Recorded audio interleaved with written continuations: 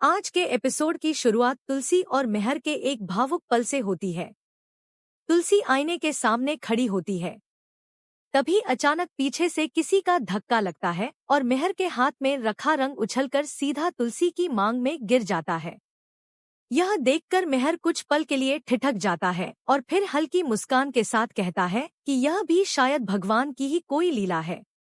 वह कहता है कि भले ही उनका तलाक हो चुका है, लेकिन आज भी उसकी मांग में रंग उसके ही हाथों से भर गया। तुलसी थोड़ी हैरानी के साथ अपनी मांग को छूकर देखती है और महसूस करती है कि सच में रंग लग गया है। उस पल में उसके मन में पुराने दिनों की यादें ताजा हो जाती हैं। मेहर हल्के अंदाज में कहता है कि वह तो बस होली खेलने आया था और अब उसने उसे रंग भी दिया, लेकिन अभी किसी और को किसी और रंग में रंगना बाकी है। इतना कहकर वह उसे होली की शुभकामनाएं देता है और वहां से चला जाता है। तुलसी आईने में खुद को देखती रहती है और बीते हुए समय की यादों में खो जाती है। दूसरी ओर शांतिनिकेतन में होली का उत्सव पूरे जोश के साथ मनाया जा रहा होता है। वृंदा और अंगद एक दूसरे के साथ रंगों में सराबोर होकर होली खेल रहे होते हैं। दोनों के बीच हल्की फुल्की नोकझोंक और रोमांस दिखाई देता है। वे एक दूसरे को रंग लगाते हैं और हंसते मुस्कुराते हैं। पास ही मिताली खड़ी होकर यह सब देख रही होती है। तभी परी वहां आती है और मिताली से कुछ कहती है। मिताली थोड़ी असहज होकर वहां से चली जाती है और कहती है कि वह इतनी फिल्मी चीजें पसंद नहीं करती। उधर गायत्री बच्चों की तस्वीरें खींच रही होती है। तभी नोएना वहां आती है और पूछती है कि मेहर कहाँ है। गायत्री बताती है कि वह किसी जरूरी काम से बाहर गया है और जल्द ही वापस आ जाएगा। यह सुनकर नोएना सोच में पड़ जाती है कि आखिर होली के दिन ऐसा कौन सा जरूरी काम हो सकता है। वह मेहर का इंतजार करने लगती है। उधर अक्षय अपनी बहनों से परेशान हो रहा होता है। उसकी बहनें उसे लगातार रंग लगा रही होती हैं और मजाक कर रही होती हैं। अक्षय हंसते हुए अंगद से कहता है कि काश उसका भी कोई भाई होता, क्योंकि उसकी बहनों ने उसे बहुत परेशान कर दिया है। अंगद मुस्कुराते हुए उसे होली खेलने के लिए भेज देता है। तभी ऋतिक मजाक में कहता है कि अगर भाई की मांग हो रही है तो एक और भाई ले आइए। यह सुनकर वृंदा चौंक जाती है। अंगद हंसते हुए कहता है कि क्यों नहीं, ले आएंगे। फिर वह मजाक में वृंदा की तरफ देखता है।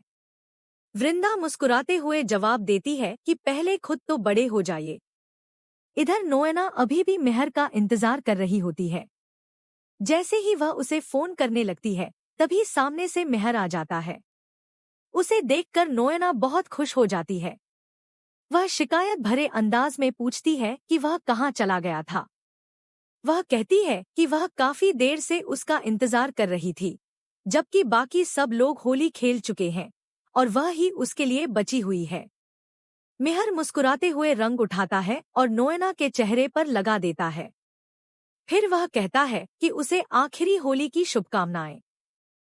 यह सुनकर वहां मौजूद सभी लोग चौंक जाते हैं। नोएना भी थोड़ा हैरान होकर पूछती है कि उसने इतना प्यार से रंग लगाया, यह तो बहुत सरप्राइजिंग है। मेहर जवाब देता है कि उसके लिए इससे भी बड़ा सरप्राइज तैयार है। इसके बाद वह सबको घर के अंदर चलने के लिए कहता है। सभी लोग अंदर आकर एक बड़ी स्क्रीन के सामने बैठ जाते हैं। ऋतिक सबके लिए पॉपकॉर्न ले आता है और माहौल थोड़ा हल्का फुल्का लगता है। नोएना उत्सुकता से पूछती है कि आखिर सरप्राइज क्या है। ऋतिक कहता है कि अगर पापा ने कहा है कि सरप्राइज है, तो जरूर बहुत बड़ा और धमाकेदार होगा। मेहर भी आकर बैठ जाता है और कहता है कि इस स्क्रीन पर जो वीडियो चलने वाली है, वह बहुत बड़ा खुलासा करेगी और ऐसा सरप्राइज होगा जिसे देखने के बाद सब लोग उसे हमेशा याद रखेंगे। इसके बाद कमरे की सारी लाइटें बंद कर दी जाती हैं और वीडियो चलने लगती है। वीडियो देखते ही नोएना के होश उड़ जाते हैं। उसका चेहरा घबराहट से भर जाता है। वह तुरंत उठकर वहां से जाने लगती है और कहती है कि वह यह वीडियो नहीं देखना चाहती। तभी मेहर उसका हाथ पकड़कर उसे रोक लेता है और कहता है कि अब तो उसे यह वीडियो पूरी देखनी ही पड़ेगी, क्योंकि इस कहानी की असली खलनायक वही है। गायत्री चिंता जताते हुए कहती है कि यहाँ बच्चे भी मौजूद हैं। लेकिन मेहर सख्ती से कहता है कि सबको यह सच्चाई देखनी चाहिए, क्योंकि उसे इसमें कोई शर्म नहीं है। वह कहता है कि उसने कुछ गलत नहीं किया था, उसकी बस एक गलती थी कि उस समय उसने शराब पी रखी थी। मेहर जबरदस्ती नोएना को बैठा देता है और वीडियो देखने को कहता है। कुछ देर बाद नोएना अचानक रिमोट उठाकर वीडियो बंद कर देती है। तभी सुचित्रा मेहर के पास आती है, लेकिन मेहर उसे चुप रहने के लिए कहता है। वह कहता है कि आज कोई और नहीं बोलेगा, आज जवाब सिर्फ नोएना देगी। वह गुस्से में नोएना से पूछता है कि उसने ऐसा क्यों किया, क्यों इतने सालों तक उसे अपराध बोध में रखकर उसकी अच्छाई का फायदा उठाती रही, उसने इतना बड़ा धोखा क्यों दिया। गायत्री दुखी होकर कहती है कि शायद यह सब उसकी गलती थी, क्योंकि वही नोएना को इस घर में लेकर आई थी। परी भी भावुक होकर कहती है कि उससे भी गलती हुई, क्योंकि उसने उस माँ को ही गलत समझ लिया जो हमेशा सबका ख्याल रखती थी। ऋतिक गुस्से में नोएना को डांटता है और कहता है कि उसे अपनी माँ के लिए सबसे ज्यादा दुख हो रहा है, जिसने उसकी वजह से इतना कुछ सहा। वृंदा भी कहती है कि उसकी वजह से इतने सालों का रिश्ता टूट गया और तलाक हो गया। अंगद शांत लेकिन दृढ़ स्वर में कहता है कि उनकी माँ ने हमेशा उन्हें बड़ों का सम्मान करना सिखाया है, इसलिए वे अभी भी उसकी बेइज्जती नहीं कर रहे। आखिरकार मेहर खड़ा होकर नोएना से फिर पूछता है कि उसने ऐसा क्यों किया। वह कहता है कि इतने सारे सवालों के बाद भी उसके पास कोई जवाब नहीं है।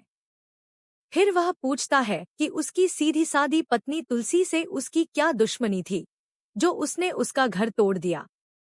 नोएना रोते हुए स्वीकार करती है कि उसने यह सब किया, लेकिन अपने प्यार के लिए।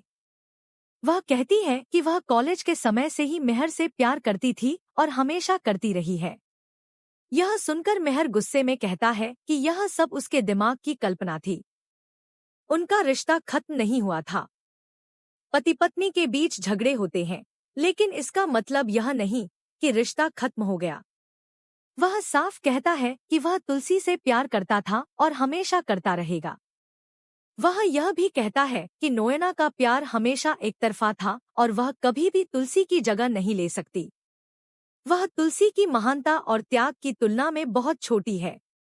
मेहर बताता है कि 6 साल तक उसने उसे धोखे में रखा और उसे अपराधबोध में जीने पर मजबूर किया। यहाँ तक कि उसने उनके बेटे गौतम को भी पैसे देकर खरीदने की कोशिश की थी। आखिर में मेहर सख्ती से कह देता है कि अब नोएना को इस घर में रहने का कोई हक नहीं है।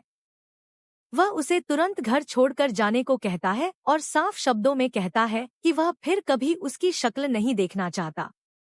नोएना अपना सामान लेने के लिए ऊपर जाने लगती है, लेकिन मेहर उसे रोक देता है और कहता है कि वह इस घर में सिर्फ झूठ और चालाकी लेकर आई थी, इसलिए उसी के साथ यहाँ से चली जाए। उसके कपड़े बाद में भिजवा दिए जाएंगे। गायत्री भी दुखी होकर कहती है कि वह ही उसे इस घर में लेकर आई थी और अब वही उसे बाहर का रास्ता दिखाएगी। लेकिन नोएना खुद ही जाने का फैसला करती है। वह भारी कदमों से घर से बाहर निकल जाती है। उसके पीछे सुचित्रा और मिताली भी चली जाती हैं। इस तरह होली के दिन रंगों के बीच एक बड़ी सच्चाई सामने आती है और वर्षों का धोखा उजागर हो जाता है।